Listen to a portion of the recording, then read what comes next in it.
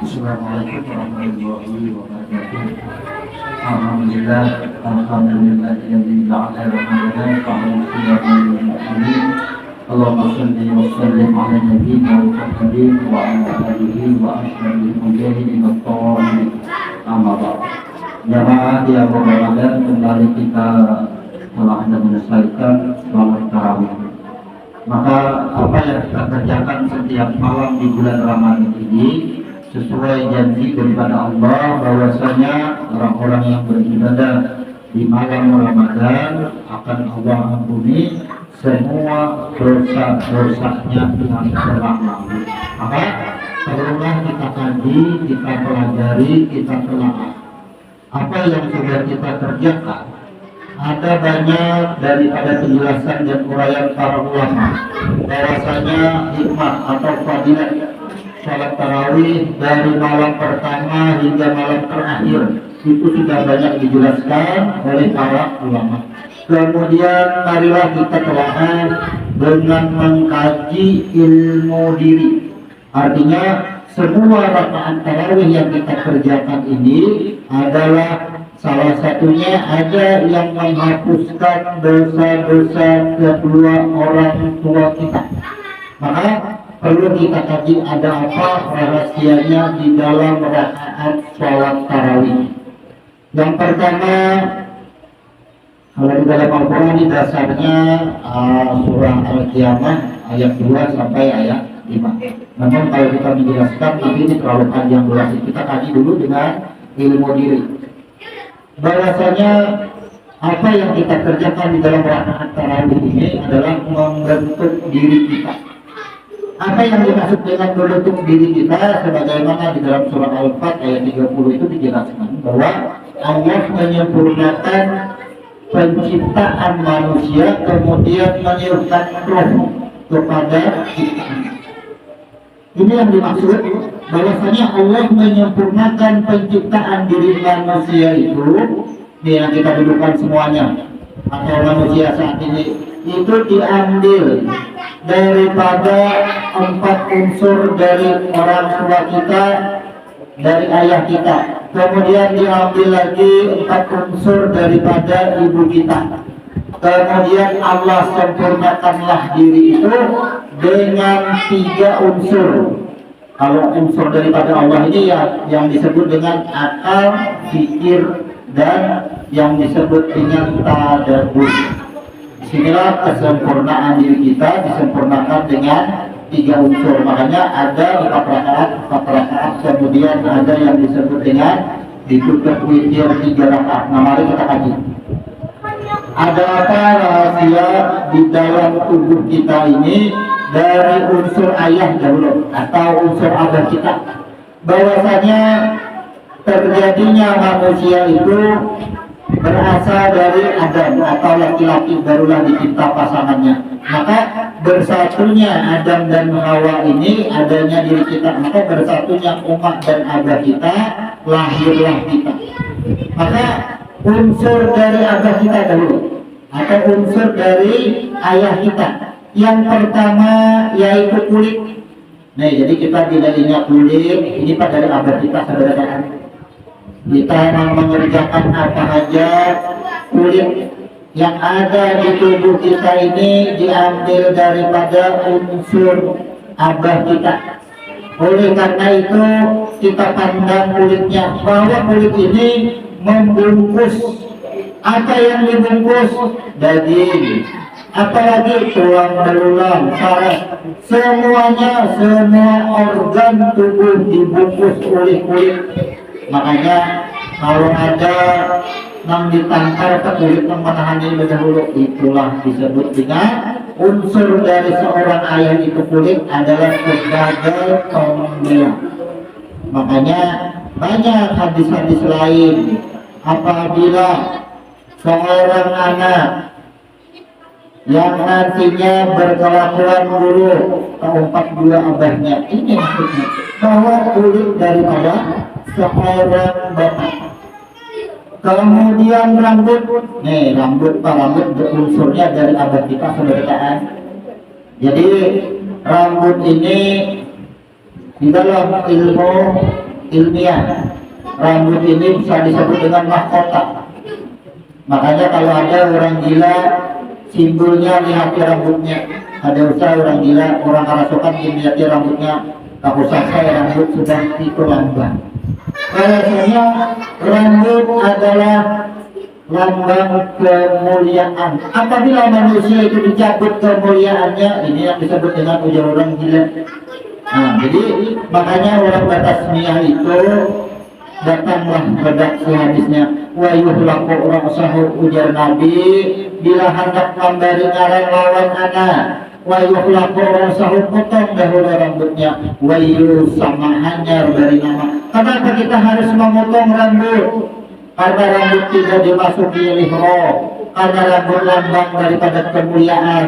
Apabila roh pada batang tubuh itu ada kotoran, simbolnya dipotong rambut, maka ini hakikatnya adalah memotong semua hal-hal keburukan, memotong semua sifat-sifat kebinatangan. Inilah perintah Nabi wa yufraku ursahu wa yusama. Jadi kalau batasmiyah bila ini ada memberi ngaran hanya memotong rambut, maka di dalam nama itu pada hilang lagi sifat keburukannya. Jangan ibarat cangkir itu bila hendak dibuati teh, hendak dibuati susu, hendak dibuati kopi, basuh dahulu cangkirnya, hanya buati susunya. Jadi kalau orang batasmiyah beri ngaran dahulu potong rambut, maka sama cangkir itu baru basuh sudah dibuati banyu, rigatlah banyu buat di dalam kopi tadi atau di dalam susu tadi atau di dalam teh tadi. Sama dengan diri kita, ketika kita batasmiyah pada hulu memberi ngaran hanya memotong rambut, berarti dia sifatnya lain. Manusia ningali diatur apa dari awal batasmiyah sudah luput caranya. Kemudian apalagi yang ada unsurnya dari bapak, yaitu tulang. Tulang adalah lambang kokohnya batang tubuh. Coba kita batang tubuh kita ini ada tulang. Habis kalau berdiri, kada mau caget kalau kita ini amun kada ada tulang. Coba jak rabah kalau kita ini lambang pokoknya adalah tulang. Jadi tulang merupakan kekokohan keimanan, lambang imannya seseorang itu ditampakkan adalah pada seorang laki-laki. Kemudian apalagi unsurnya dari apa kita, yaitu darah putih. Darah putih ini lambangnya adalah akal sehat. Jadi kalau darah putih ini simbol daripada kesucian, simbol daripada bibit manusia yang asal yang banyak ini semuanya adalah bersumber daripada darah putih. Makanya bedanya darah putih tak isap atau habis yang disebut dengan penyakit leukemia itu pada panjang umurnya manusia. Artinya karena ini darah putihnya habis tersebut, di dalam ilmu kesehatan disebut dengan leukemia. Maka simbol darah putihnya adalah asal. Asal apa? Asal yang diolah menjadi daging, asal yang adanya diri kita. Bila dengan asalnya habis diisap, maka ya kita sudah. Inilah bahwasanya unsur dari seorang ayah, unsur dari seorang bapak itu daripada kulit, daripada rambut, kemudian daripada tulang dan daripada darah putih. Maka sesungguhnya kita tarawih ini yang pertama tadi kalau ada salah lawan kita laki-laki, hadirlah kita tarawih semuanya. Maka kulit, rambut, tulang dan darah putih ini lambang daripada baktinya kita yang disimpulkan dengan seorang hamba. Kemudian ia sholat malam di bulan Ramadan, maka dosa orang tuanya, abahnya diampuni juga ada masuk di situ.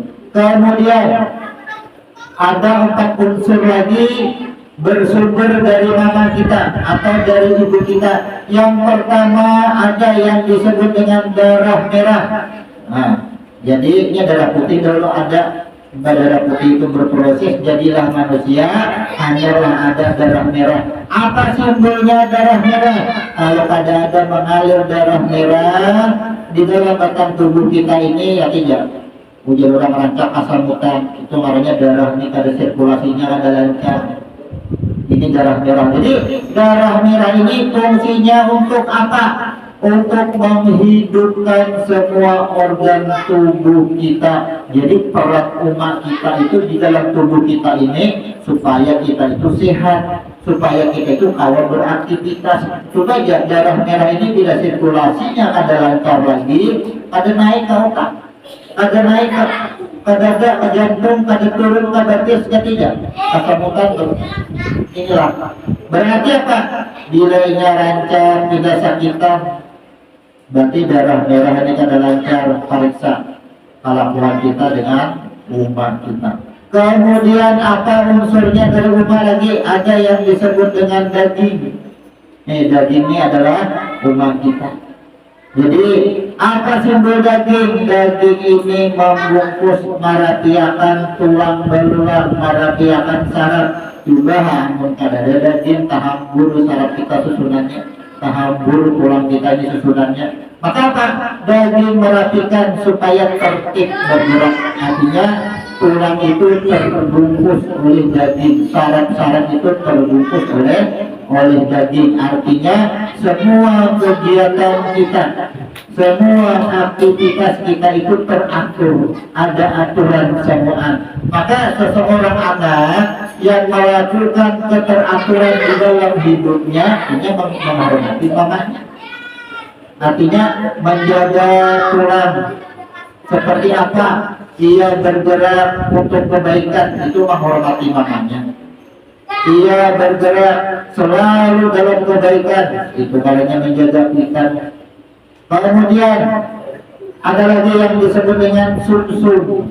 Sumsum ini berasal dari umat kita. Sumsum itu kan adanya di dalam umat. Jadi inilah yang bersatunya dengan Adam tadi. Jadi sumsum ini lambangnya daripada hidupnya tulang tadi. Juga tulang itu bedanya, ada sumsumnya lagi rapuh, ada ekor lagi tulang tadi. Maka sumsum sebagai penguat daripada tulang belulang kita. Kemudian ada lagi unsur dari umat kita, ada yang disebut dengan lemak. Lemak ini andakannya antara kulit dengan daging.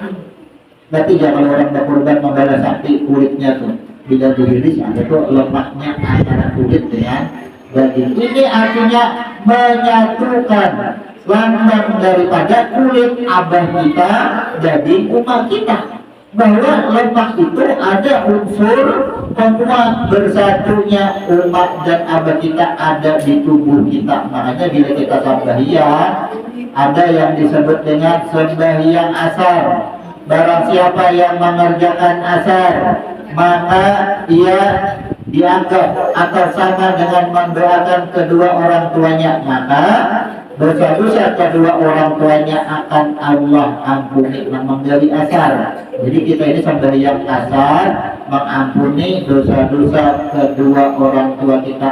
Sama di dalam tarawih, ada malam yang kedua, mengampuni segala dosa-dosa kedua orang tua kita. Nanti kita sembahyang dan tarawih.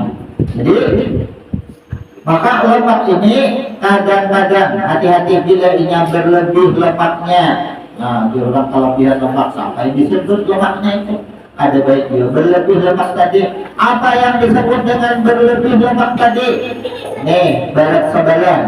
Atau lemak ini biasanya ada mari kita lagi antara kulit dengan daging, ada berfungsi lagi di dalam ilmu kesehatan. Ini penyakitnya lemak yang berlebih. Bila ini lemak yang berlebih akhirnya apa? Kolesterol, macam-macam sebutannya di dalam ilmu kesehatan. Dan inilah kesempurnaan diri kita itu adalah daripada 4 unsur dari abah kita, 4 unsur dari umat kita. Jadi kita sembahyang tarawih ini, semua rakaat itu adalah peran daripada kedua orang tua kita. Makanya sembahyang tarawih di bulan Ramadan ini adalah nantinya di malam 10 terakhir itu para roh termasuk roh orang tua kita hadir sabarataan. Maka sempurnanya tubuh kita ini dari 4 unsur ayah kita, 4 unsur unsur ibu kita terbungkuslah, terciptalah diri kita, kemudian Allah sempurnakanlah diri kita dengan 3 unsur atau 3 anasir daripada Allah, yaitu ada yang disebut akal, ada yang disebut fikir, ada yang disebut dengan hikmah atau ilmu. Kalau di dalam ilmu agama ada yang disebut dengan afala ta'qilun, afala tatafakkarun, afala tadabbarun. Ini kesempurnaan diri. Di dalam Al-Maidah pada hari ini, agama aku sempurnakan. Siapa yang disempurnakan diri kita oleh Tuhan? Nabi mengatakan disempurnakan di dalam Al-Maidah itu disempurnakan dengan akal, pikir, dan tadabbur. Jadi kesempurnaan diri kita ini sesungguhnya karena menggunakan akal, karena menggunakan pikir, dan karena setelah berpikir, setelah kita memiliki akal, maka kita tadabbur. Inilah tadabbur, meyakinkan dengan keimanan kita bahwasanya semua yang terjadi adalah atas kehendaknya. Disinilah semua manusia itu diharamkan untuk berkeluh kesah, karena ada tadabbur tadi, ada ilmu hikmah tadi. Nah inilah yang kita uraikan bahwasanya apa nih aja alasannya sembahyang maka 8 rakaat. Kesepakatan ijma ulama sudah jelas. Ulama manapun, baik 8 rakaat tarawih, baik 20 rakaat tarawih, 20 rakaat mengumpati perbuatan Nabi, 20 rakaat mengumpati sunnah ulama rasyidin, keduanya bujur. 20 rakaat silakan, 68 rakaat silakan, sama aja pada sunnah. Mengumpati Nabi, pekerjaan Nabi, atau mengumpati sahabat ulama rasyidin. Tapi juga pasal ajar Nabi, ikutilah, berpegang teguhlah kepada sunnahku dan sunnah-sunnah ulama rasyidin. Disinilah para ulama bersepakat bahwasanya sholat tarawih itu ada dibatasi.